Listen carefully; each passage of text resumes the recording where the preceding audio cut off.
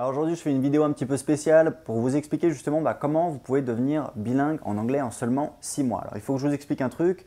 Moi, je suis devenu bilingue en anglais, ensuite en espagnol, je parle couramment espagnol.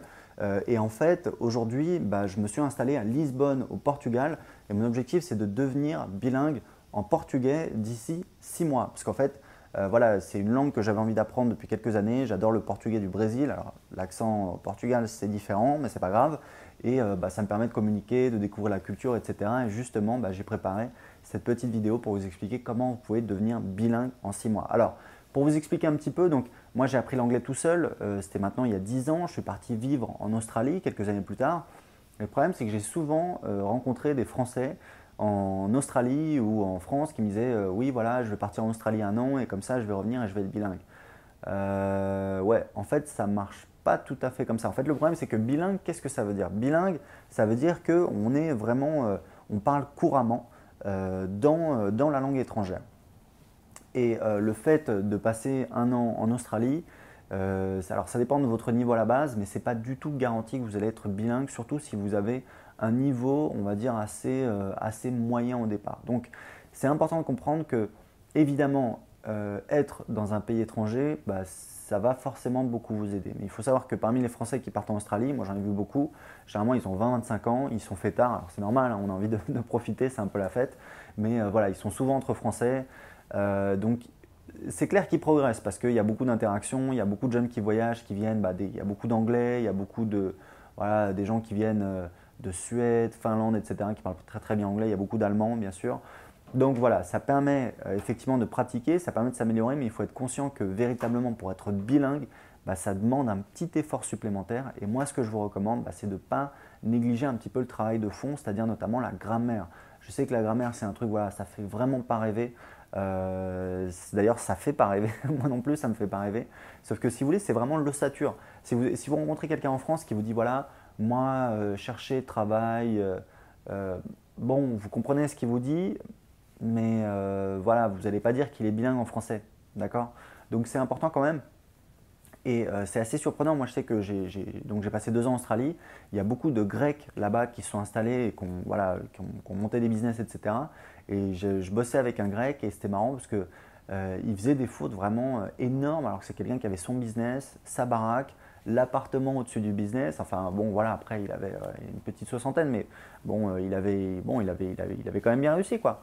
Mais ça ne l'avait pas empêché de faire du business, mais il faisait quand même des fautes assez grossières. Donc après, vous, ça dépend de vos objectifs, votre niveau d'exigence. Ce que je vous recommande dans tous les cas, première chose, c'est en fait d'être en immersion le plus possible. C'est-à-dire vraiment, même si vous n'avez pas là, alors si vous avez la possibilité de partir à l'étranger, c'est mieux forcément. Vous voyez, moi j'habite à Lisbonne, donc ça aide, même si je parle en espagnol avec ma femme qui est colombienne. Donc voilà, l'idée c'est d'être en immersion le plus possible. Donc si vous partez dans un pays étranger, évitez de vous retrouver entre Français. Essayez voilà, de vous retrouver uniquement avec des gens qui vont vous aider à pratiquer la langue. D'accord? Donc faites ça, préparez votre départ. Si vous partez vivre à l'étranger ou même faire un séjour à l'étranger, il y a beaucoup de gens. Moi je sais que quand j'étais en Australie, j'ai rencontré une Colombienne qui venait d'arriver. Et j'ai vu qu'en fait, d'une, elle traînait qu'avec des Colombiennes, parce qu'en fait son niveau d'anglais ne lui permettait pas de parler avec des gens.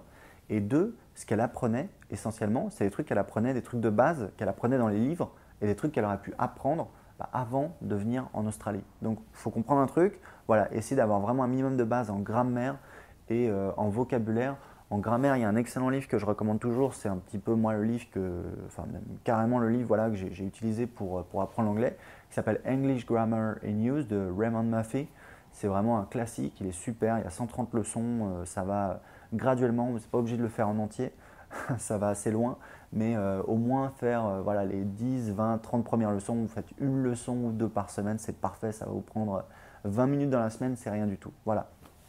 Parce que l'erreur, c'est de croire qu'en fait pour apprendre une langue, il faut faire 1 heure de cours par semaine ou 2 heures de cours par semaine. Ça ne marche pas comme ça. Il faut vraiment vouloir, faut vraiment être en immersion dans la langue. Et un dernier conseil qui est très important, c'est la répétition. Ma femme aujourd'hui, elle est en train de préparer un diplôme de français. Alors un diplôme de base, hein, elle ne parle pas français à la base. Et on est en train de la faire répéter, donc la conjugaison des verbes, des mots de vocabulaire. Et en fait, il y a un truc qui est simple, c'est que la base de la mémorisation, c'est la répétition. D'accord? C'est un truc hyper important. Vous avez des souvenirs de la plus tendre enfance. Pourquoi? Parce qu'en fait, ces souvenirs, vous les ravivez de temps en temps, vous y repensez, et du coup, ils restent dans votre mémoire. Et les trucs auxquels vous arrêtez de penser, ben, un jour, ils disparaissent totalement. D'accord? Alors, ils disparaissent peut-être pas totalement, peut-être qu'ils sont dans un coin très très loin, mais en attendant, vous n'y pensez plus et vous les oubliez. C'est comme ça qu'on oublie. Si vous répétez tout le temps, et voilà, même si on n'a pas forcément une très bonne mémoire, ça marche. Il faut se répéter, répéter, répéter, répéter.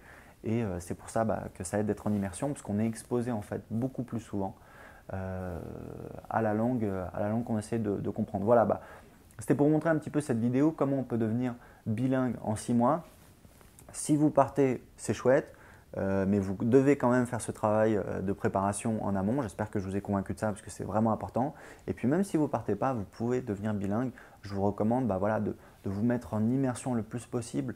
Regardez des séries, regardez des films, découvrez la culture, écoutez de la musique, cherchez les paroles, lisez des articles tous les jours, lisez des livres. Vous avez les livres, voilà, si vous voulez apprendre l'anglais, c'est très facile. Vous avez les livres grand public, ils sont très faciles à lire, hein, c'est pas pour rien.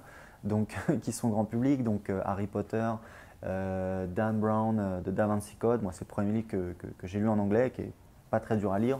Donc voilà, il y a énormément de livres, énormément de choses à découvrir. Il y a moyen de se faire plaisir et vous pouvez totalement avoir un très très bon niveau en 6 mois. Mais vraiment, vraiment, vraiment, la clé, c'est la répétition, l'immersion, et c'est comme ça que vous allez pouvoir devenir bilingue en 6 mois. Voilà, écoutez, si vous voulez recevoir plus de conseils par email chaque semaine pour apprendre gratuitement l'anglais tranquillement tout seul chez vous à temps choisi, inscrivez-vous en dessous de cette vidéo. Talk to you soon.